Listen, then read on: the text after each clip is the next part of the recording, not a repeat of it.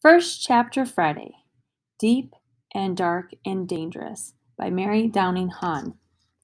Chapter 1. One rainy Sunday in March, I opened a box of books Mom brought home from Grandma's house. Although Grandmother had been dead for 5 years, no one had unpacked any of the boxes. They'd been sitting in the attic collecting dust, their contents a mystery. Hoping to find something to read, I started pulling out books. Charlie and the Chocolate Factory, Misty and the Catahoog, and at least a dozen Nancy Drew mysteries. At 13, I had long since outgrown Carolyn Keene's plot, and I opened one at random, The Bungalow Mystery, and began flipping the pages, laughing at the corny description. Nancy, blue-eyed, with reddish glints in her blonde hair. Helen Corning, dark-haired and petite. The two girls were in a small motorboat on a lake. A storm was coming, and soon they were in big trouble. Just as I was actually getting interested in the plot, I turned a page and found a real-life mystery, a torn photograph. In faded shades of yellow and green, Mom's older sister, Lucy, grinned to the camera, her big teeth in her narrow face, her hair in a tangled mop of tawny curls. Next to her, Mom looked off to the side, her hair long, straight, drawn back into a ponytail, eyes downcast, unsmiling, and clearly unhappy. Lucy was about 11, I guess, and Mom was 9 or 10. Behind the girls was water, a lake, I assumed. Pressed against Lucy's side, I couldn't make out an arm and a shoulder and a few strands of long hair, just enough for me to know it was a girl. The rest of her had been torn away.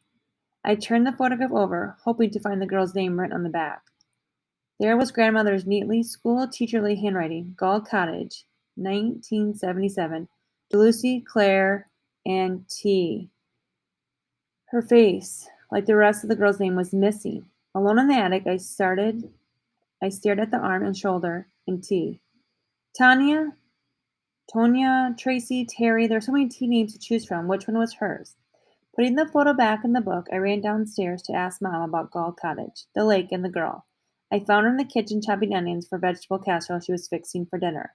Sitting there, head down, she wore the same expression caught in the photograph. Not surprising. She always looked sad, even when she wasn't. I waved the photograph. Look what I found, a picture of you and Lucy at the lake somewhere, and another girl. Mom snatched the photograph. Her face suddenly flushed. Where'd you get this? She acted as if I had been rummaging through her purse, her bureau drawer, the medicine cabinet, looking for secrets. I backed away, startled by her reaction. It fell out of your old book. I held up the bungalow mystery. It was in one of those boxes you brought back from Grandmother's house. Look here, your name. I pointed.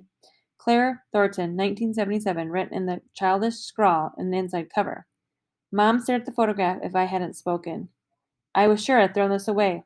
Who is the girl sitting beside Lucy? I asked, unable to restrain my curiosity. Me, Mom said without raising her eyes. No, I mean the other side. Where it's ripped, I pointed. See her arm and shoulder? On the back, Grandmother wrote T, but the rest of her name was torn apart. I don't remember another girl. Mom gripped the photo and shook her head. At the lake, it was always Lucy and me, just Lucy and me, and nobody else. At that moment, Dad came through the kitchen door and sat down at grocery on the counter. Salad stuff, he said. They didn't have field greens, so I got baby spinach. Fine, said Mom. What are you looking at? Reaching over Mom's shoulders, he took the photograph. Little Claire and little Deuce, he said with a smile. What a cute pair you two were. Too bad the picture's torn. The color is so awful. Mom reached for the photo, but Dad wasn't finished with it. It must have been taken in Maine, he said. Yes, she reached for the picture again. Hey, look, Dad handed the photo. There's another girl sitting next to Lucy. See her arm? Who is she? This picture was taken 30 years ago, she said sharply. I have no idea who that girl was. Slipping the photo into her pocket, Mom went into the kitchen window and gazed in the backyard, which was just about beginning to show green after the winter. With her back to us, she said, soon it'll be time to mulch the garden. It was her way of ending the conversation, but Dad chose to ignore the hint. Your mom and aunt spent their vacations at Sagamore Lake when they were little, he told me. They still own Gull Cottage, but neither of them have gone there since they were kids. Why not? I asked. The cottage on the lake? I'd love to see it. Don't be ridiculous, Mom said, with her back still turned to us. The place was probably falling by pieces by now. Why not drive up and take a look this summer? Dad asked. Allie would love Maine. Great hiking, swimming, canoeing, and fishing. Lobster, clams, blueberries. We haven't had a real vacation in years. Mom spun to face us, her body tense and her voice shrill. I hated going there when I was little. The lake was cold, deep, and scary. The shore was so stony it hurt my feet. It rained for weeks. Thunder, lightning, wind, fog. The gnats, mosquitoes were vicious. Lucy and I fought all the time. I never want to see Gull Cottage again, and neither does Lucy. Come on, Claire, Dad said, laughing. It couldn't have been that bad. You don't know anything about it. Pressing her fingers to her temples was a sure sign of a headache. She left the room and ran upstairs. A second later, the bedroom door slammed shut. I turned to see Dad, frustrated. What's the matter with Mom now? Go easy on her, Allie. You know how easily she gets upset, he sighed, and headed toward the stairs. You don't have a math test tomorrow? Alone in the kitchen, I opened my textbook and stared at the page of algebra problems. Go easy on your mother. Don't upset her. Don't upset her. She can't handle it. How often have I heard that? My mother was fragile. She worried, she cried easily, and sometimes she stayed in bed for days with migraines and headaches. From the room I overheard her and drowned on my parents' voices. My mom's voice rose sharp and tearful. I told you before, I don't want to talk about it. Dad mumbled something, and I closed my algebra book and retreated to the family room. With the TV on, I couldn't hear them arguing. But even with the rerun of Law and Order, I couldn't keep me from thinking about that photo. I certainly hadn't meant to start a scene. I just wanted to know who T was. I never saw the photo again. No one mentioned Sagamore Lake or Gull Cottage. But the more we didn't talk about it, the more I thought about it. Who was T? Why didn't Mom remember her? If Grandmother's still been alive, I swear I would have called her and asked who T was. I thought about calling to Lucy and asking her. If Mom saw the number on the phone bill, she would want to know why I called my aunt and what we had talked about. Mom had issues with Lucy, in her words. They couldn't be together more than a few hours without arguing. Politics, child raising, marriage. They didn't agree on anything. Maybe because I couldn't talk to anyone about the photo, I began dreaming about it, about T and the lake. Weeks after weeks, I had the same dream over and over again. I'm walking alone along the shore of Sagamore Lake with thick fog. I see a girl coming towards me. I can't make out her face, but somehow I know it's T. She seems to know me too. She says, You better be doing something about this. She points to three girls in a canoe paddling on the lake. One is my mother, one is Lucy, and I think the third girl is T.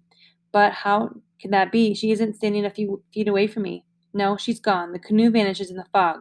That's when I wake up, scared, shivering, and the way people feel when they say, Someone's walking on my grave. I wanted to tell Mom about the dream, but I knew it would upset her. Although Dad didn't agree, it seemed that she had been more nervous and anxious since I showed her the photograph. She started seeing her therapist again, but not once, but twice a week. Her headaches came back more frequently, and she spent days lying on the couch reading poetry, mainly Emily Dickinson. Not a good choice, in my opinion, for a depressed person. Dickinson's poems were full of things I did not quite understand, but that frightened me. Her mind was haunted, though, by death and sorrow and uncertainty. Sometimes I suspected that's why my mom liked Dickinson. They were kindred spirits. Except for my dream and Mom's days on the couch, life went on pretty much as usual. Dad taught his math classes at the university, graded exams, gave lectures, complained about the lazy students, and boring faculty meetings. Standard stuff. I got involved in painting scenery for the school play and doing things with my friends. As the weather warmed, Mom cheered up a bit and went to work on her flower garden, mulching, transplanting, and choosing new plants at the nursery. The best therapy, she claimed. And then Lucy paid us an unexpected visit and threw everything off track.